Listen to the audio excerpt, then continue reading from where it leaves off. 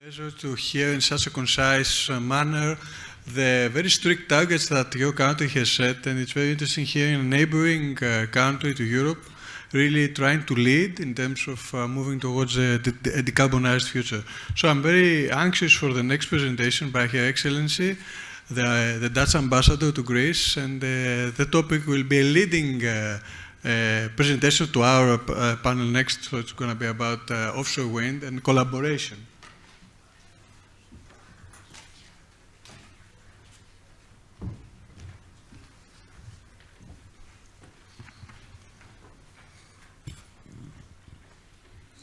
It's a pleasure to address you today in Athens, and I extend my gratitude to our hosts for convening this gathering focused on renewable energy.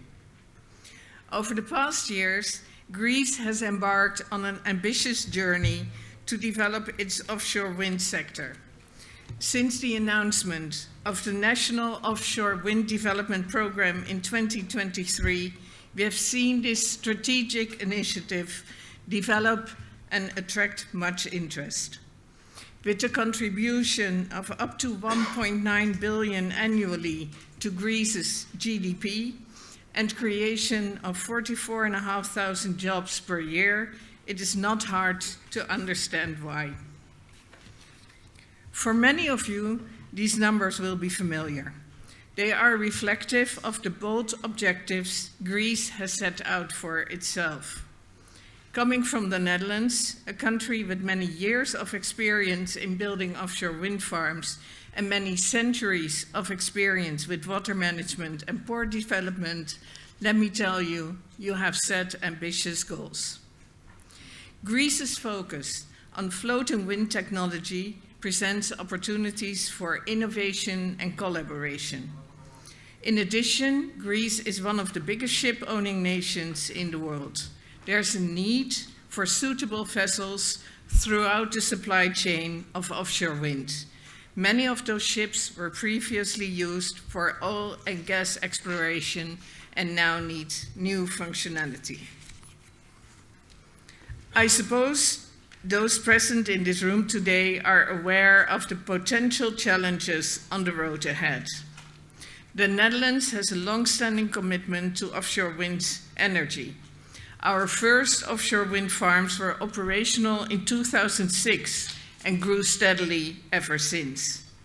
As of January 2025, wind power in the Netherlands has an installed capacity of almost 12,000 megawatts, 40.5% of which is offshore. To facilitate this, we are currently building next-generation transformer stations in the North Sea. 7 of those will be in Dutch territories and 6 in German territories.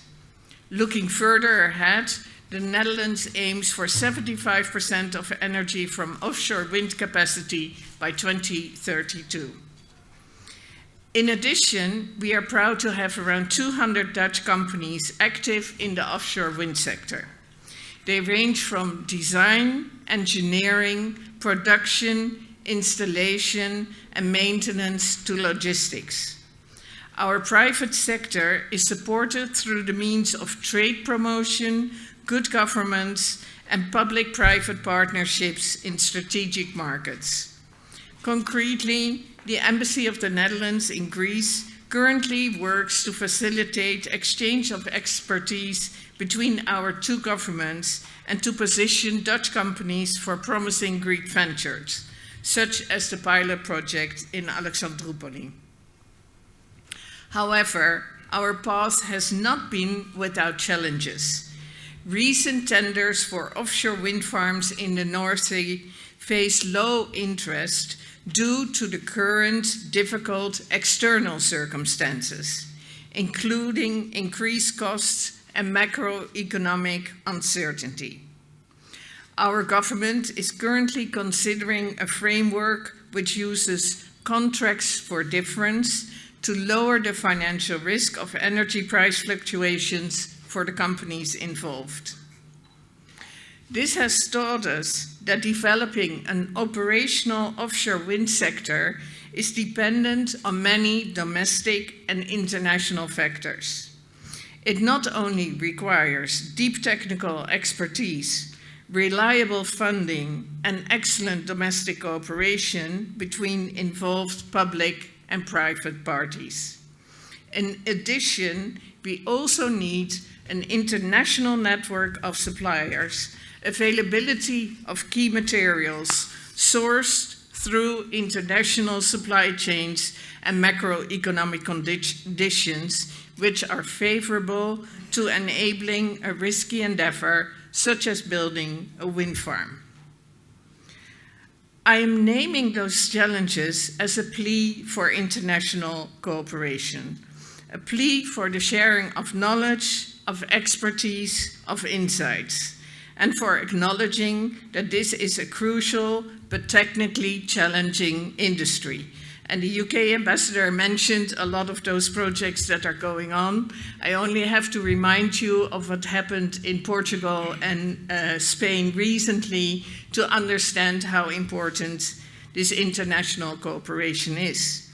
And of course, within the EU, we are working together through Repower EU for energy security. I believe that in the coming decade, Greece and the Netherlands will be able to learn a lot from each other. We welcome a shared pursuit of developing offshore wind energy, whether this will touch upon regulatory complexities, supply chain constraints, and the need for grid infrastructure enhancements. Specifically, the integration of offshore wind energy into our respective grids requires coordinated planning and investment. The Netherlands is investing in grid expansion to match the pace of offshore wind deployment and is available to share our experiences. In short, the work is cut out for us and we have no time to lose. We stand ready to collaborate with Greece and other partners in advancing offshore wind energy. A mission of Dutch companies has been here last year, and this was specifically on floating offshore wind. And the companies are closely cooperating with the Dutch government and with the embassy and the Greek government to make this happen. And before I close off and we move to our panel of Greek experts on offshore wind, let me end by saying we are united by a shared vision: to harness the vast potential of our seas to power a sustainable and prosperous future. Offshore wind energy stands at the forefront of this endeavor, offering a path to decarbonization, energy security, and economic growth. Let's seize this opportunity to strengthen our collaboration and unlock the potential of offshore wind energy for the benefit of our nations and the planet. Thank you.